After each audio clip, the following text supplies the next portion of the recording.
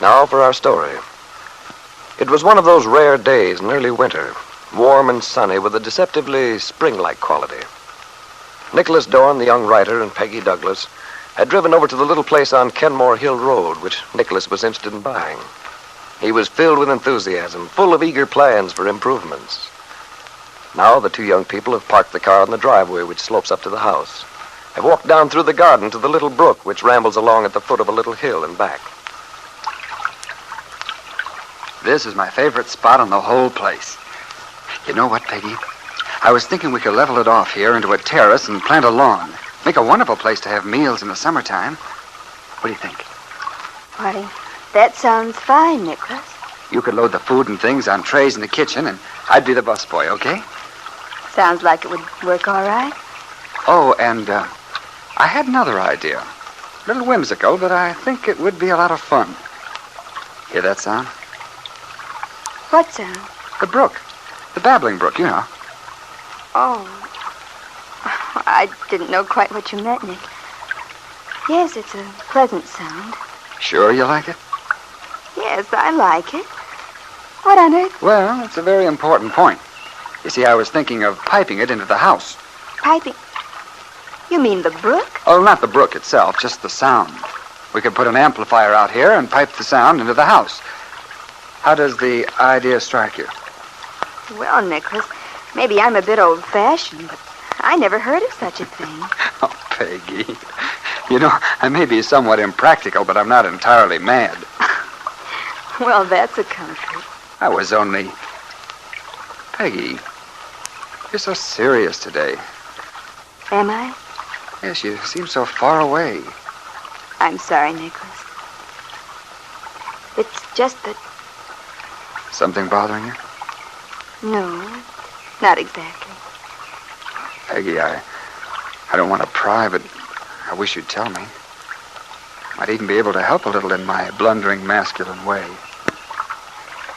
I don't think there's anything to help, actually.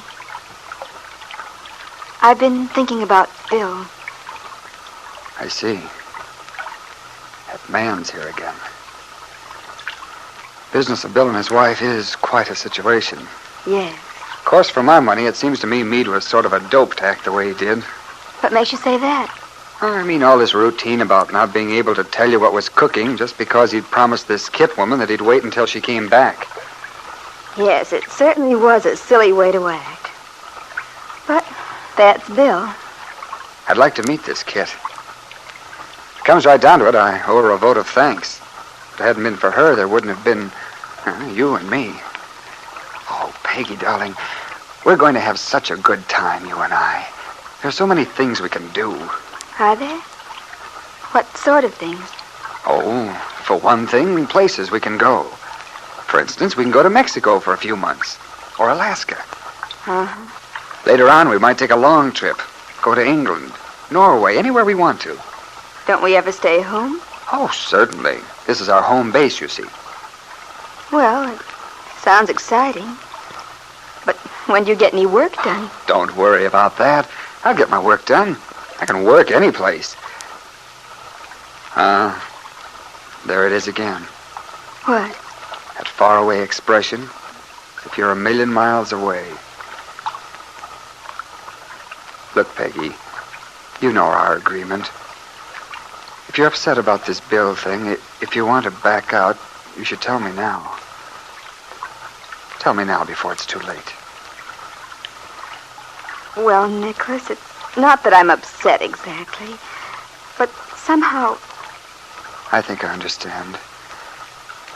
Now that you know the truth about what happened, you feel rather disturbed, is that it? Yes, Nicholas. I guess that's the trouble. But I want you to be sure now. Certain you have no regrets. None of this clinging wistfully to the past sort of thing. I have no regrets. Really, Nicholas. Oh, let's not talk about it. We know what we're going to do. Let's not keep going over it. I guess I'm not very good company today, Nick. I'm sorry. Shall I take you home? Would you mind, Nick? No, Peggy. We'll go now. Peggy Douglas looked up at Nicholas Dorn gratefully with a shy, tremulous little smile. At the same moment, another young couple were just leaving the Wakefield station in Ben Calvert's big black car. Bill Meade had come in on the train from the Army Separation Center a short while ago. He was a civilian now, still feeling rather strange out of uniform. He'd telephoned Kit, his wife, immediately. Had told her he'd like to see her. And very shortly, Kit had arrived to pick him up. Any particular place you want to go, Bill? No, just someplace where we can talk without being disturbed. Well, suppose we drive till we find a place to stop for a while. Okay. Did you have a nice trip? It was all right. How does it feel to be a civilian again? I'm not sure yet. It's an odd feeling. At present, I feel sort of blank. Well, Bill, if I'm supposed to make small talk, you'll have to give me some help. I can't do it alone. I'm not interested in small talk, Kit. We've got to straighten things out once and for all, so why don't you just stop the car? All right. Yeah, this place looks fine. All right, Bill, here we are. You must have had plenty of time to think things over on the train. Did you reconsider the idea of my living with you at the auto court for 6 months as I offered to? Until we could give it a fair chance? Yes, I did think it over. I thought it through from every possible angle. And? It wouldn't work, Kit. You ought to know that. Should I? Well, perhaps I overestimated your capacity for ordinary decent feelings. I had an idea, a foolish hope, I guess, that the fact that you're a father, have a son, might bring you to your senses. But obviously I was wrong. I might as well not have given you a son. I wish to heaven I hadn't. Oh, Kit, you don't mean that. Oh, yes, I do. But he's your child, too. Oh, you can't mean it. You frequently don't recognize the truth when you hear it. This isn't the first time. The baby might have meant a great deal to me. This way, he only represents a lot of care and trouble. And a very bitter disappointment. Well, I can't tell you how sorry I am that you feel that way, Kit. But it doesn't change things. Our staying together would only make things worse. For the child, too. Well, if that's your decision, what do you intend to do? A divorce is the only thing, Kit. Naturally, you should file the papers. I don't want you to be embarrassed or hurt. That's awfully white of you, isn't it? All of a sudden, this tender consideration. But it doesn't deceive me this time, because now I know better. What do you mean? I mean that you've been dishonest with me, Bill. Oh, I was such a fool. Believing you were honest, on the level, believing what you told me about Peggy Douglas while I was gone, that you kept your word. But I did keep my word. You and your romantic notions about Peggy. Sweet, pure little Peggy Douglas. Love in a vine-covered cottage. Well, you're going to find out it won't work. You're out of luck this time, my friend. Oh, Kit, let's not make this ugly and sordid. Oh, by all means, keep things jolly and pleasant on the surface. That's your method, isn't it, Bill? Kit, you're not yourself.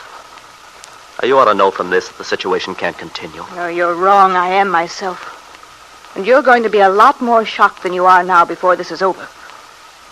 Because, Bill, I'm not going to give you a divorce. And there's nothing you can do about it. Well, it's too bad you want it to be this way, Kit. I had hoped we might get through the whole painful business without too much grief. But regardless, there is going to be a divorce. How can there be if I refuse? If you refuse, Kit, I'm going to get one myself. Kit Meade knew that Bill meant what he said. This possibility hadn't occurred to her, nor had it occurred to Ben Calvert, her father. They'd been so sure Bill Meade was too much of a gentleman to sue Ben Calvert's daughter for divorce, to expose her to the ridicule of the town. No, certainly they hadn't counted on this.